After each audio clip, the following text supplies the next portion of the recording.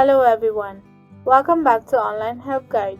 Today in this video I'm going to show you how to disable live photos and thumbnails on TikTok.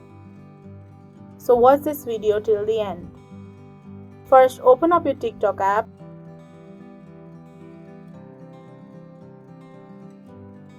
Then tap on Profile, that is on the bottom right corner of your screen.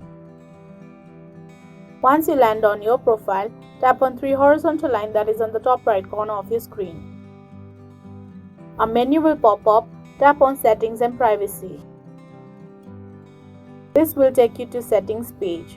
Scroll a bit downwards. On the Content and Display option, tap on Accessibility. A new page will open where you can see live photos and animated thumbnails toggle green. Tap on it to turn it off. Always remember that the green color means the option is turned on, whereas the gray color means the option is turned off. So that is how you turn off live photos on TikTok. Thank you for watching Online Help Guide. Hope this video was helpful. If it was, then hit the like button and comment down if you have any questions or feedback.